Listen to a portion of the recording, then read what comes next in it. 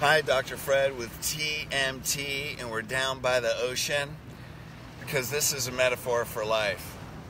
Look at that, the dolphins are out. What a beautiful day. See the waves come in and the waves go out. That's like universal flow right here. So why am I sitting here? Well, because we go through life.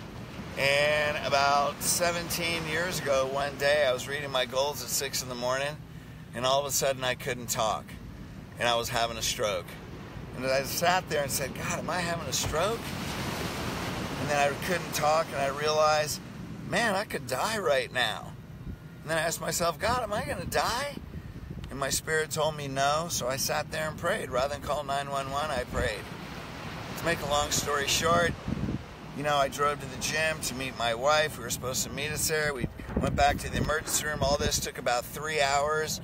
They rushed me in there to do a CT scan after 3 hours of that part of my brain not getting circulation. Normally 7 minutes causes brain damage. 3.5 hours later, the nurse comes in.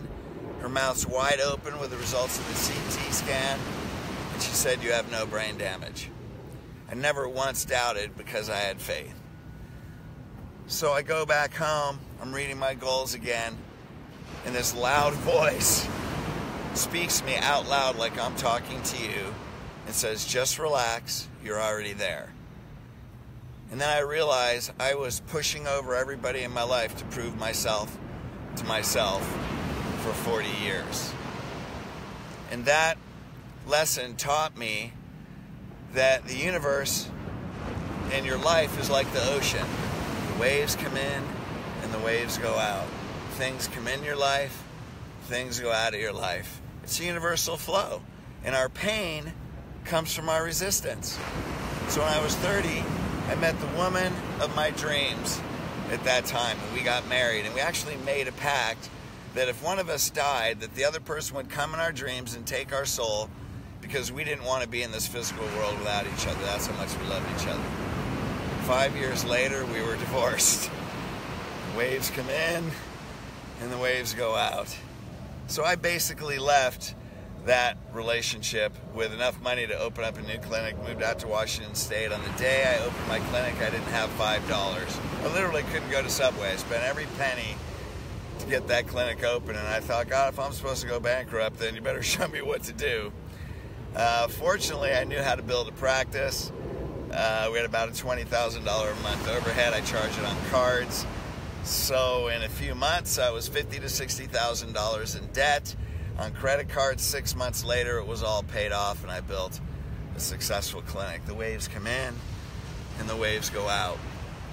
I had an office manager that embezzled tens of thousands of dollars. I had a partner in business that embezzled hundreds of thousands of dollars. The waves come in, the waves go out. Right? All of that was replaced. Because what the world may take away, God replaces 7 times. So what are you focused on? I got married the second time. 5 years later, she passed away with cancer. The waves come in, and the waves go out. I was sued, attempted to sue for malpractice for $2.5 million. I go to trial, and we ended up winning the case. I knew it wasn't malpractice. The waves come in, and the waves go out. Right? You have relationships. I've had relationships where you absolutely love that person, and you think you want to create a whole life with them at that time, and then things just change. People come in your life for a reason. At that time, at your level of consciousness, the waves come in and the waves go out. You know, right now I'm in a contract, an agreement for worth value of hundreds of thousands of dollars, and we're not seeing eye to eye, let's say. That's a gentle way of saying that. So, you know, is it possible I may have to walk away from that? Possibly. So the waves come in and the waves go out. God always replaces things 7 times. So as we sit here, there's a great quote, our resistance to change is actually what stops improvement. Because as we evolve in our consciousness, everything always gets better. As we raise our consciousness, because every spiritual being seeks to be conscious of itself. We seek to know our spiritual being.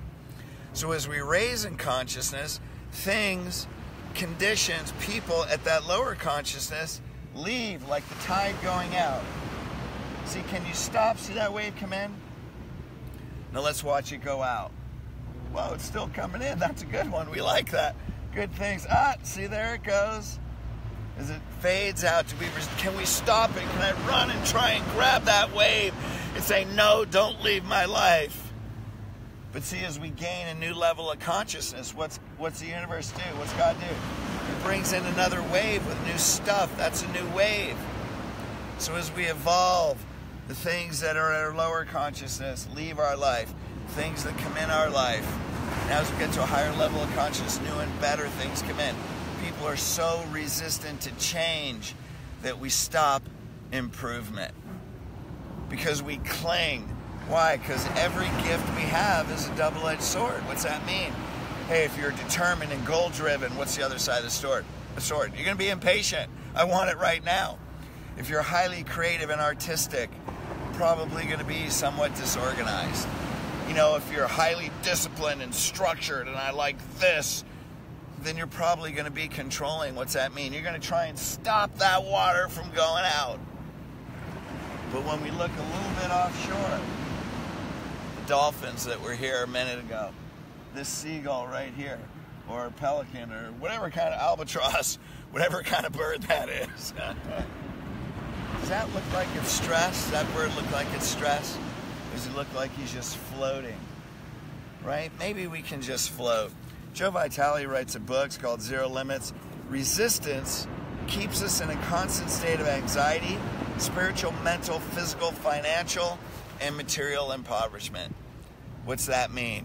That means you're trying to control the waves.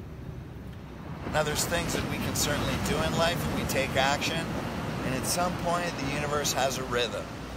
When we're stressed, we're out of the rhythm of the universe. So really what this comes down to is we only have one moment, and that's right now. So it doesn't matter what's going on in the rest of the world. Right now, as you're watching this, do we have a problem? I don't have any freaking problems right now. It doesn't matter what's... Look, I'm sitting on the beach, looking at the ocean, on a day without a cloud in the sky, in a t-shirt.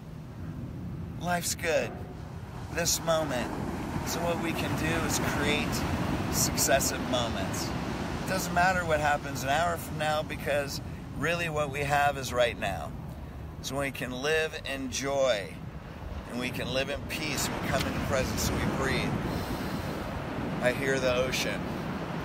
The reason I moved from Washington State down here, love the mountains, it was great, because I know as the goals get bigger, as the vision gets bigger, as the things we're going to do get bigger, conditions are going to be more intense. So I moved down here so every day I can walk by the ocean and remember that God's got our back, that the universe has its natural flow, that I can be in the peace of now. So after talking on coaching calls all day, and then I come and I refresh.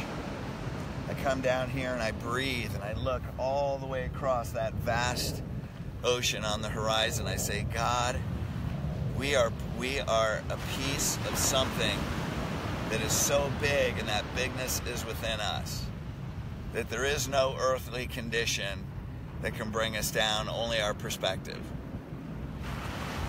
So here we are, being in peace, sitting in the sand.